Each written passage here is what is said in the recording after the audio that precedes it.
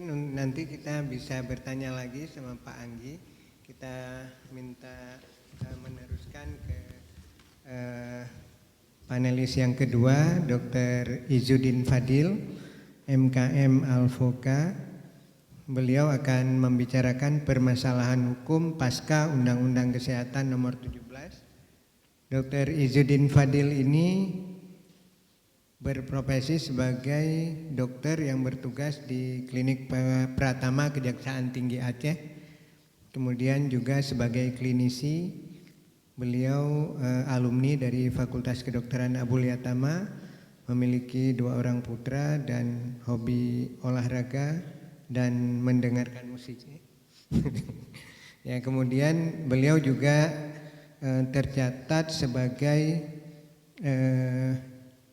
sedang dalam graduate Hukum Kesehatan Universitas Krisda Dwipayana, S3-nya Hukum Kesehatan. Ya, harapan kita mungkin segera selesai. Pengalaman kerja saat ini Direktur Rumah Sakit Teguh Fakinah. Ya, kemudian pelatihan, beliau juga merupakan salah seorang konsultan manajemen kesehatan dan konsultan resiko. Kalau ada masalah, beliau merupakan mediator. Jadi termasuk mediator di bidang kesehatan. Ya, silakan Dr. Izzuddin Fadil.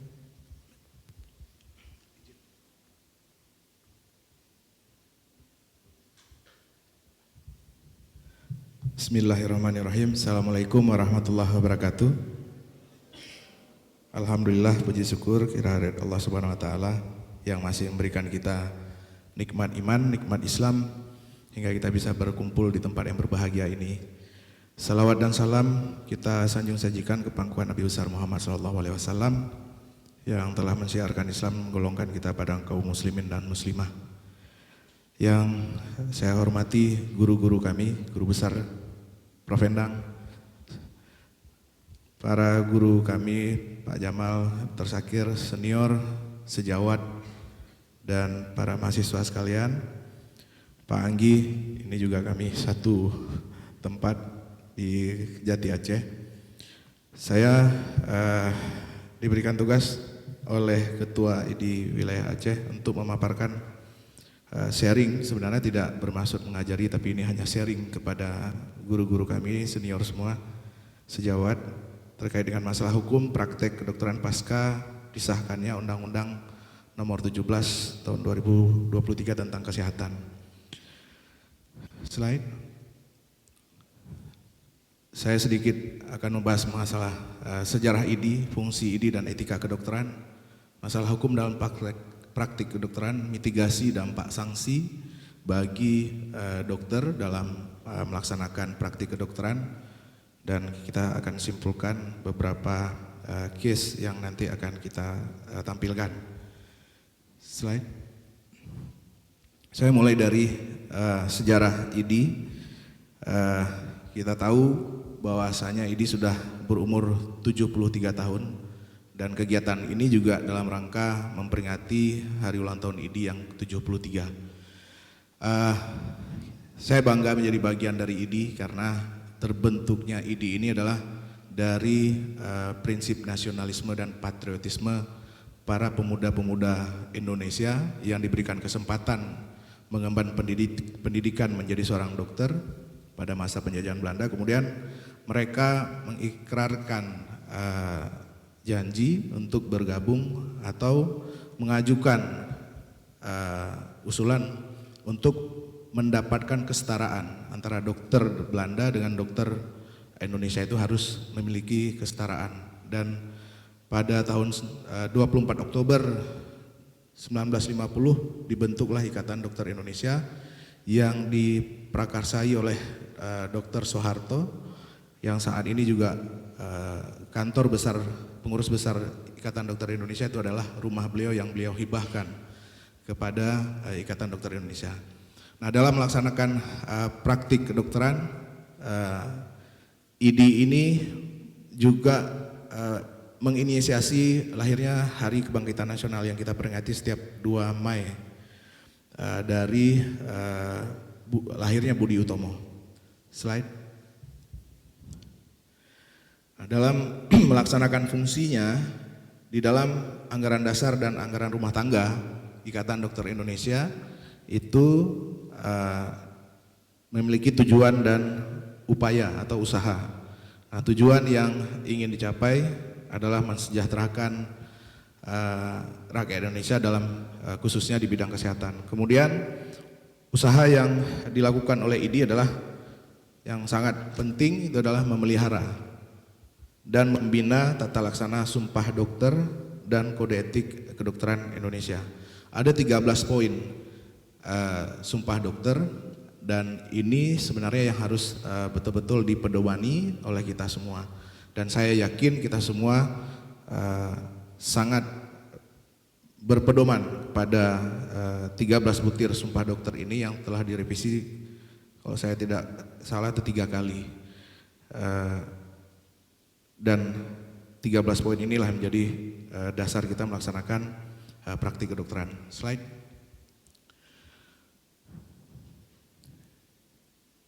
Dari 13 poin Sumpah Dokter itu dituangkan di dalam Kode Etik Kedokteran Indonesia. Nah, ada saya baca satu buku dari Big and Blatcher. Mereka menyatakan bahwasanya kode etik itu memiliki fungsi yang pertama, melindungi satu profesi dari campur tangan pemerintah. Artinya mencegah intervensi dari pemerintah yang dapat merusak atau bukan merusak tapi mempengaruhi organisasi dalam melaksanakan fungsinya. Kemudian yang kedua, mencegah terjadinya pertentangan internal dalam satu profesi. Artinya memang sudah diatur sedemikian rupa antara kompetensi masing-masing tenaga kesehatan atau dalam hal ini tenaga medis. Jadi sebagai sarana kontrol sosial bagi masyarakat atas profesi yang dijalani. Maksud dari fungsi ini adalah setiap anggota profesi juga akan diawasi oleh internal dan juga oleh masyarakat. Tadi dijelaskan Pak Andi Dikdo bahwasanya di dalam Undang-Undang Kesehatan yang baru itu dibentuk majelis yang tadinya mungkin itu MKDKI, Majelis Kehormatan Kedokteran Indonesia. Namun di Undang-Undang 17 itu dibentuk di bawah menteri, dibentuk oleh menteri dan bersifat ad hoc, dinamakan majelis. Kemudian yang ketiga, melindungi para praktisi dari kesalahan praktik suatu profesi. Jadi inilah kompetensi itu disusun oleh organisasi itu sendiri, karena mereka lah yang paling tahu, organisasi inilah yang paling tahu terkait dengan kompetensi yang dimiliki, batasan-batasan kompetensi yang dimiliki, sehingga seluruh anggota akan bekerja secara profesional. Slide.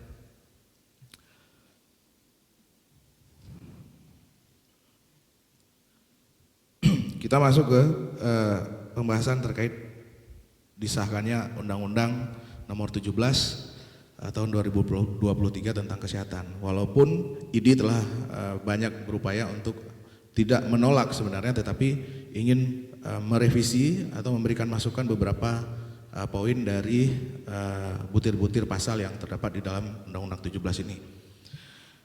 Dalam melaksanakan kewajibannya, dalam melaksanakan profesinya, tenaga kesehatan, tenaga medis dan tenaga kesehatan dalam menjalankan praktik itu berhak mendapatkan perlindungan hukum. Ini tertuang di pasal 273. Artinya negara hadir untuk melindungi tenaga medis. Nah, di sini dalam melaksanakan tugas sesuai dengan standar profesi yang pertama, yang kedua standar pelayanan profesi, kemudian standar prosedur operasionalnya, dan yang terpenting adalah etika profesinya serta kebutuhan kesehatan pasien. Saya sengaja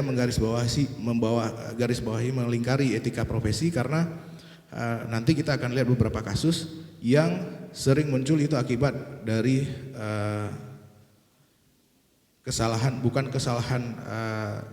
disiplin ya, tetapi lebih kepada etika profesinya. Di pasal 2-nya, tenaga medis dan tenaga kesehatan dapat menghentikan pelayanan kesehatan apabila memperoleh perlakuan yang tidak sesuai dengan harkat dan martabat manusia, moral, kesusilaan, serta nilai sosial budaya sebagaimana dimaksud pada ayat 1 tadi. Huruf F, termasuk tindakan kekerasan, pelecehan, dan perundungan. Artinya di sini juga negara juga hadir sebenarnya dalam hal melindungi tenaga medis. Artinya jika tenaga medis merasa terancam, itu berhak dan dibolehkan secara regulasi perundang-undangan untuk menghentikan pelayanan kesehatannya. Slide. Apa peran ID sebelum dan sesudah pasca disahkannya undang-undang? Dulu dalam melaksanakan profesi kedokteran ada 3 norma yang dianut oleh profesi dokter. Ada norma etik, norma disiplin, dan norma hukum. Norma etik itu adalah moral dan etik yang tertuang tadi di dalam sumpah dokternya dan dirincikan di dalam Kode Etik Kedokteran Indonesia. Dan apabila kesalahan ini, kesalahan yang dilakukan oleh dokter itu adalah kesalahan etik, maka proses internal itu dilakukan di ID oleh MKEK, Majelis Kehormatan Etik Kedokteran. Nah, ketika hasil dari MKEK ini menunjukkan bahwasanya ada kesalahan yang MKEK ini nanti ada sanksinya, ada sanksi ringan, sanksi sedang sampai dengan sanksi berat. Nah, nanti akan dilihat apakah kesalahan menurut MKEK secara etik ini ada kaitannya dengan kesalahan norma disiplin ya.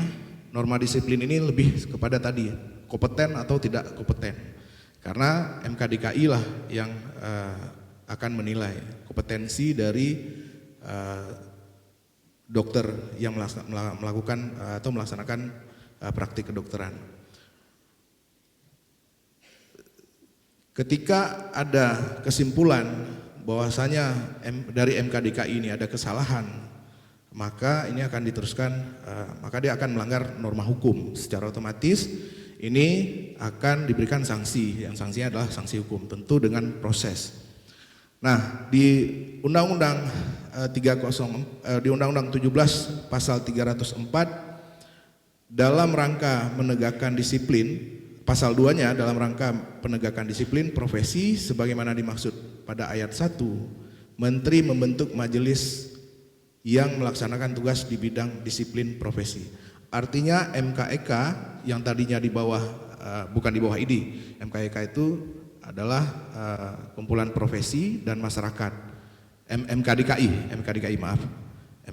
adalah kumpulan dari profesi dan juga masyarakat untuk menilai apakah ada kesalahan disiplin profesi atau tidak. Nah, ini mungkin dengan berlakunya Undang-Undang 17 maka MKDKI akan berubah menjadi majelis yang itu dibentuk oleh menteri. Dan kemudian di pasal 4-nya, majelis sebagaimana dimaksud pada ayat 2 dapat bersifat permanen ataupun ad hoc. Artinya bisa bersifat tetap atau dibentuk di dalam pada saat-saat dibutuhkan. Namun ada satu mungkin ini kabar baik di dalam Undang-Undang 17 ini, di pasal 306 ayat 3, tenaga medis yang dinyatakan terdapat dugaan tindak pidana, aparat hukum mengutamakan penyelesaian perselisihan dengan mekanisme keadilan restoratif.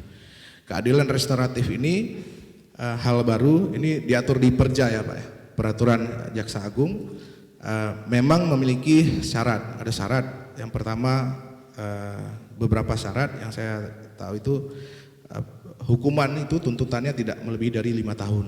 Kemudian tidak pernah menjalani atau tidak pernah diberikan sanksi hukum dan disetujui oleh kedua belah pihak yang bersengketa.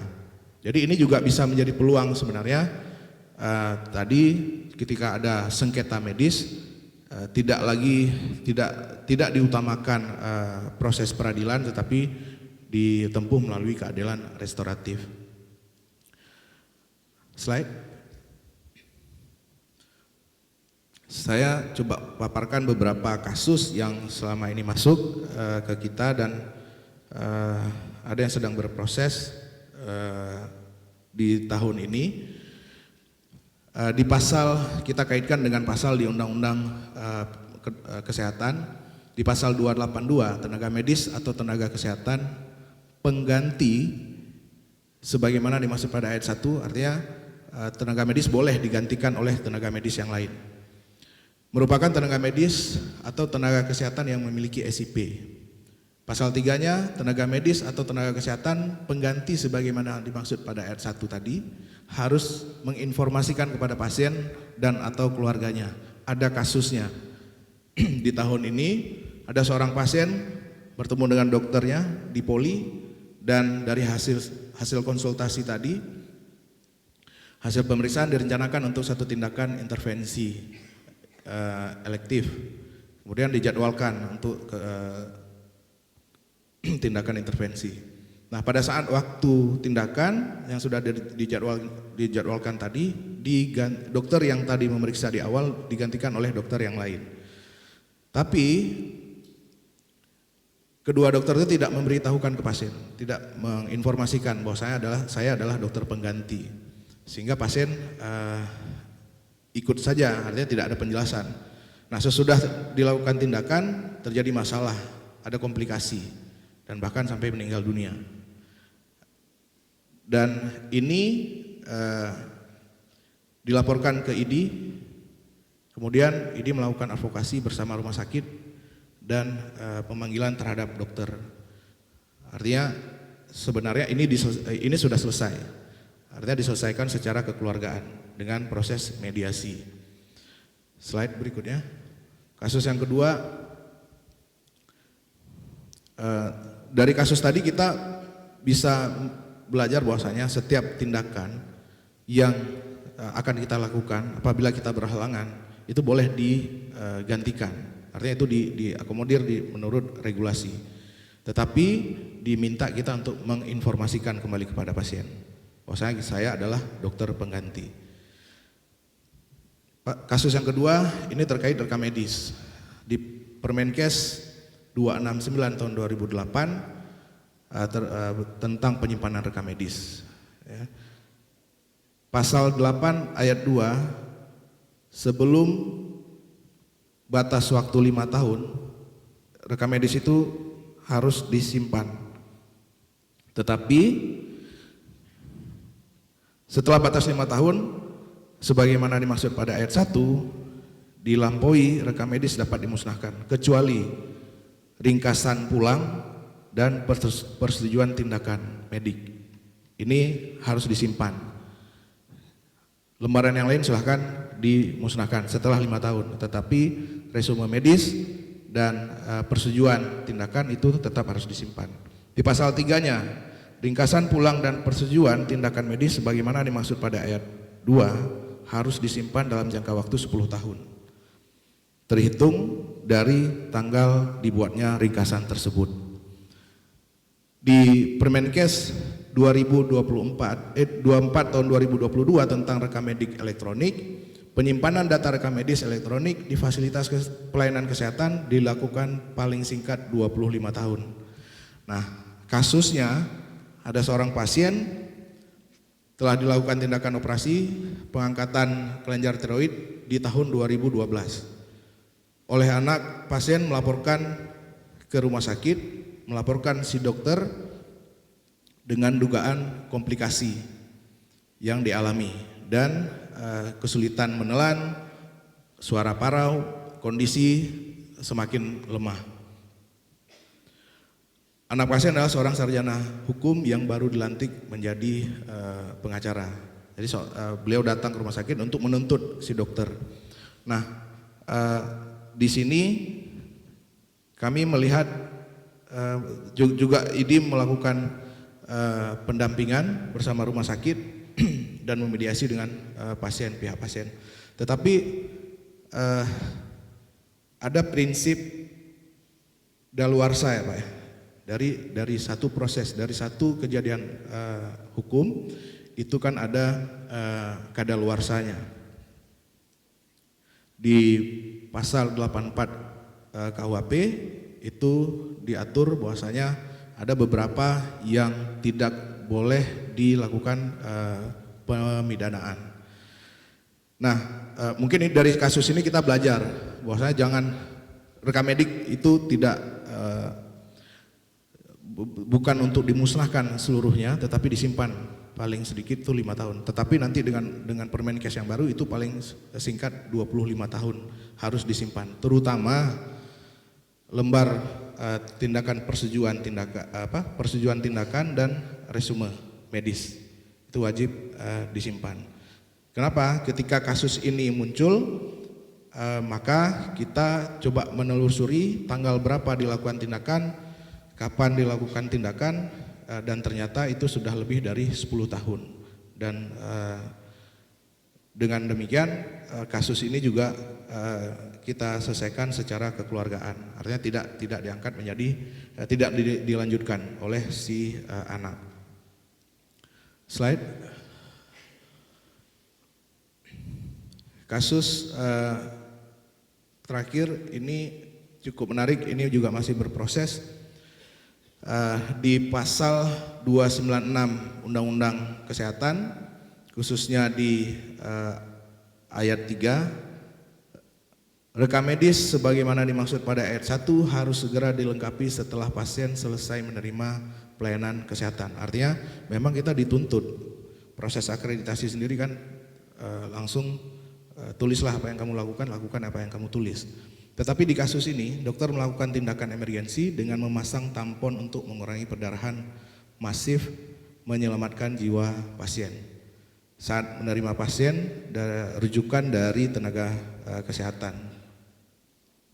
upaya tindakan berhasil, dan saat perawatan instruksi dokter kepada tenaga kesehatan, ini perawat, lepaskan tampon.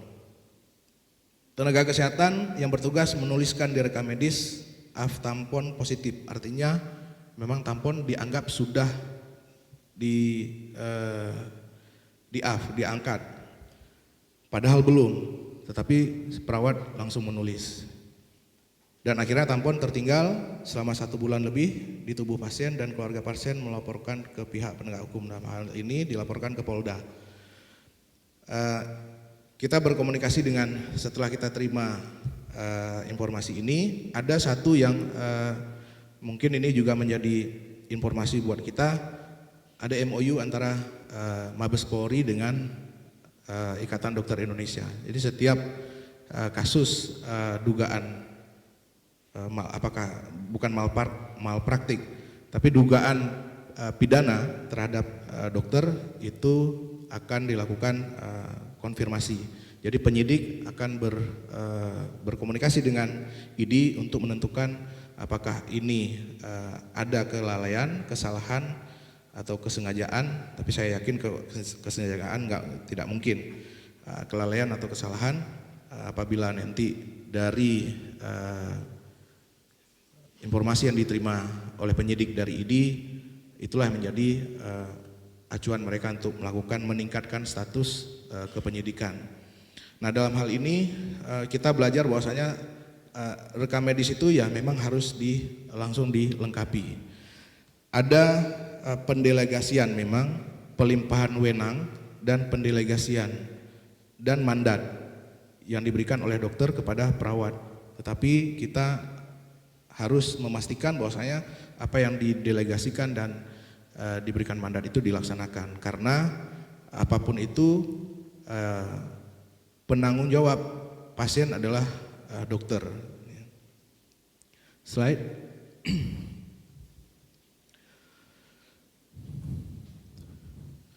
Saya juga menerima, kami di ID juga menerima, mungkin Dokter Muntadar juga ikut di kasus ini.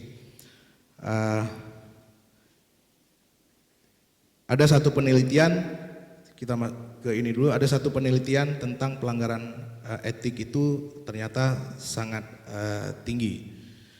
Jadi semua permasalahan hukum yang dialami oleh dokter itu sering terjadi akibat pelanggaran etik kedokteran. Kemudian mulai dari masalah kurangnya empati, cara berkomunikasi, konflik etiko-mediko-legal antar bidang kedokteran. Jadi di internal sifatnya. Ini hasil penelitian 2018 di UI. Di sini ada satu kasus juga yang terjadi di Aceh. Dokter menerima keluhan dari pasien yang telah dilakukan tindakan. Dari pasien merasa kurang puas karena ada efek yang ditimbulkan dari tindakan itu. Kemudian pasien melaporkan kembali ke dokter, komplain sifatnya. Kemudian dokter mengembalikan uang yang dikeluarkan dengan cara yang tidak etis.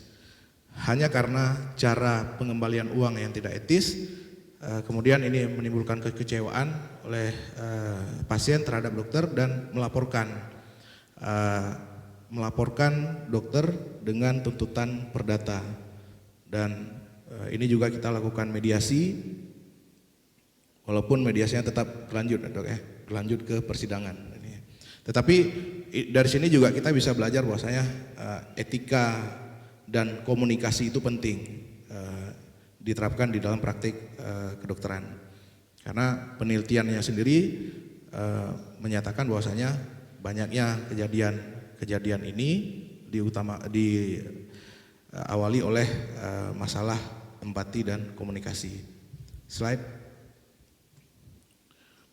Nah, ini ada satu yang mengkhawatirkan di dalam Undang-Undang Kesehatan Nomor 17, Pasal 302, di dalam hal tenaga medis dan tenaga kesehatan yang mengetahui atau patut menduga ada tindak pidana pada pasien yang diberi pelayanan kesehatan, tenaga medis dan tenaga kesehatan berhak melaporkan kepada aparat penegak hukum. Ini akan menimbulkan kegaduhan, akan menimbulkan degradasi kesejawatan dan ketidaknyamanan di lingkungan kerja apabila seseorang mengetahui kemudian melaporkan. Nah, mungkin harus ada mekanisme internal rumah sakit terkait dengan pasal 302 ini. Slide.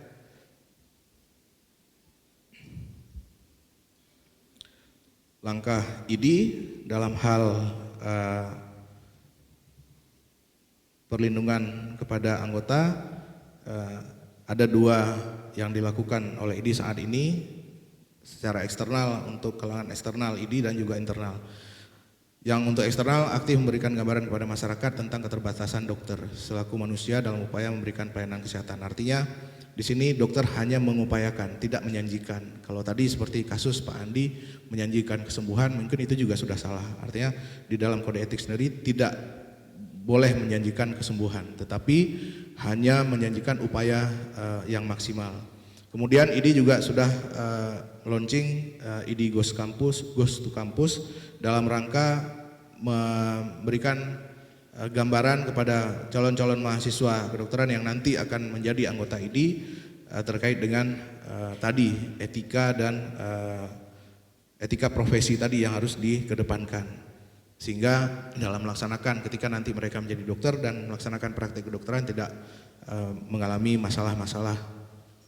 Yang ketiga, ini juga harus berperan aktif dan berkoordinasi sesama stakeholder, organisasi profesi lainnya dalam menyusun konsep pelayanan kesehatan yang hal ini bisa meminimalisir risiko-risiko yang didapat oleh ID nantinya. Kemudian ikut terlibat dalam program-program pemerintah yang dalam hal ini upaya memenuhi kebutuhan kesehatan, pelayanan kesehatan bagi masyarakat di seluruh Indonesia. Kemudian di internal, ID mensosialisasikan dan mengadvokasi kembali sumpah dokter 13 poin sumpah dokter tadi yang dituang dalam Kodeki, kemudian memberikan pengetahuan hukum kepada internal anggota seperti yang hari ini dilaksanakan oleh ID Banda Aceh kemudian mengadvokasi anggota untuk melaksanakan tugas, itu adalah bagian dari pengabdian sesuai dengan sumpah dokter yang pertama, poin pertama. Kemudian mengajak para sejawat untuk berperilaku sewajarnya sehingga persepsi dokter kaya itu adalah salah. Ini ya. Kemudian slide mitigasi yang kita lakukan, kami mengusulkan, kebetulan di sini ada Ketua Arsada, saya juga sempat berkomunikasi dengan Ketua Persi. Di dalam Undang-Undang Kesehatan yang baru di pasal 189 ada setiap rumah sakit mempunyai kewajiban. Saya ambil poin yang saya highlight itu melaksanakan etika rumah sakit. Artinya setiap rumah sakit itu seharusnya memiliki kode etik rumah sakit. Kemudian menyusun dan merencanakan peraturan internal rumah sakit. Artinya dua poin ini mungkin dengan kerjasama Persi, Arsada, Arsri, kemudian Adinkes, Asklin, PKFI, asosiasi-asosiasi bisa menyusun mekanisme internal sehingga pasal 302 tadi yang setiap tenaga kesehatan apabila mengetahui ada dugaan tindak pidana melaporkan ke aparat penegak hukum.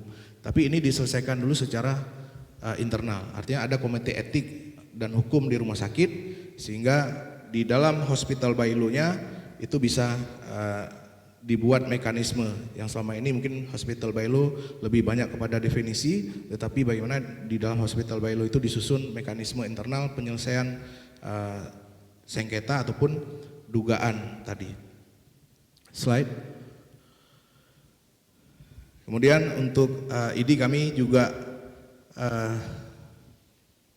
dalam hal mitigasi tadi laporan-laporan ke penegak hukum mungkin bisa dibuat satu mekanisme di ID terkait dengan pelaporan. Jadi ada kanal-kanal bagi masyarakat, bagi anggota dan bagi penegak hukum misalnya juga yang bisa melaporkan ke ID.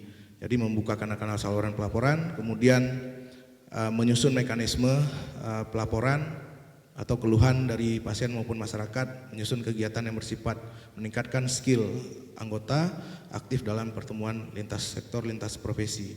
Karena dalam pertemuan-pertemuan ini mungkin ada kebijakan-kebijakan baru yang bisa menjadi langkah strategis ID ke depan nanti.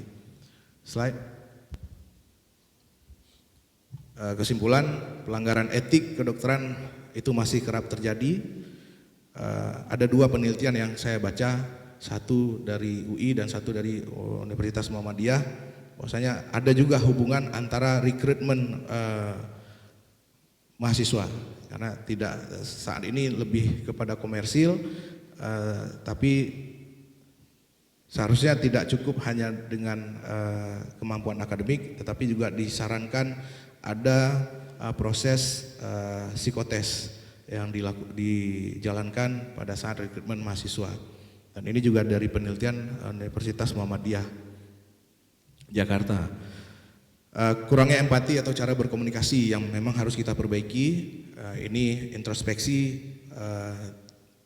di tubuh ID sendiri dan anggota. Kemudian konflik etiko-legal antar bidang kedokteran juga ini dapat menggerus nilai-nilai kesejawatan, jadi overlapping kompetensi yang masih menjadi perdebatan. Kemudian peran ganda sebagai dokter, advokat, ini juga ada kasusnya di kita, dokter menuntut seorang dokter padahal itu tidak diperkenankan.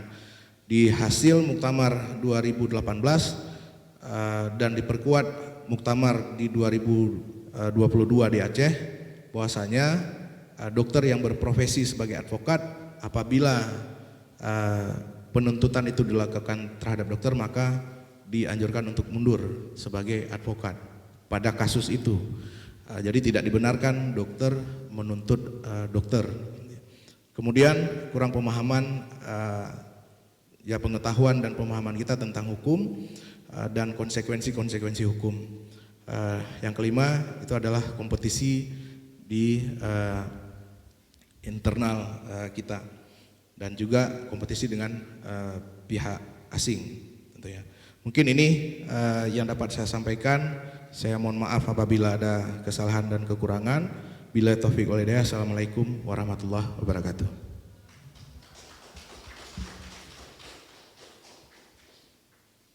Terima kasih Dr. Izzuddin Fadil. Ya mungkin ada yang mau memberi atau memberi tanggapan atau pertanyaan, silakan sambil kita menunggu Dr. Beni yang dalam perjalanan menuju ke sini. Ya silakan. Mungkin Prof, mungkin ada yang mau ditanyakan Prof. Dr. Aslinar. Ya silakan.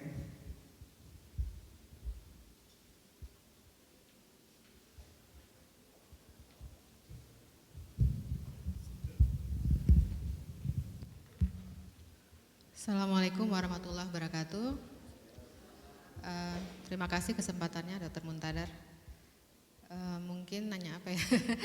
Ini tadi saya lihat di slide tadi ada yang tentang dokter pengganti ya.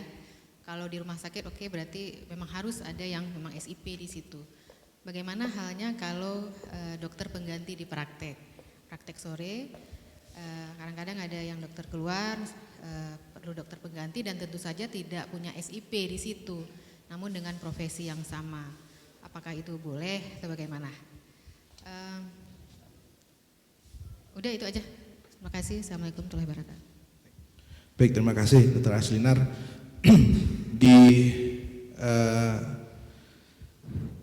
Di regulasi yang sebelumnya itu diperkenankan dengan catatan memberikan laporan kepada Faskesnya, pimpinan fasilitas pelayanan kesehatannya, kemudian melaporkan ke dinas kesehatan. Artinya, tapi dengan catatan dokter pengganti itu adalah memiliki kompetensi yang sama, yang setingkat. Tetapi saya tidak membaca di undang-undang yang baru ini, mungkin itu akan diatur di aturan turunannya, apakah dalam bentuk PP maupun nanti dalam bentuk peraturan menteri. Namun di sini saya tidak baca. Memang itu dibolehkan di undang-undang yang terbaru nomor 17 ini, dibolehkan dokter apabila berhalangan diganti oleh dokter yang lain, tentu dengan kompetensi yang setingkat, yang sama. Tapi apakah dibolehkan tanpa SIP? Nah itu di dalam undang-undang 17 ini tidak terlihat. Mungkin itu diatur di peraturan turunannya nanti, dok. Dan kita memang sedang menunggu aturan turunan dari undang-undang 17 ini.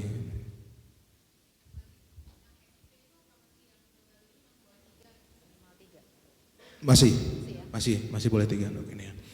Mungkin tadi menambahkan yang pertanyaan Dr. Taufik tadi sedikit, Dr. Muntadar. Antara tadi kan ada pelanggaran, kelalaian dan kesengajaan. Nah itu ada perbedaan antara unprofessional conduct dengan professional misconduct. Memang ini batasan antara unprofessional conduct dengan professional misconduct ini belum clear batasannya. Sedangkan etik kedokteran memang sudah kita atur dari butir turunan dari undang-undang kesehatan, dari sumpah dokter diturunkan menjadi kode etik kedokteran, tetapi mana yang unprofessional, mana yang professional misconduct-nya itu yang belum clear. Dan ini yang memang menjadi tugas kita bersama untuk menjelaskan. Mungkin itu, dok.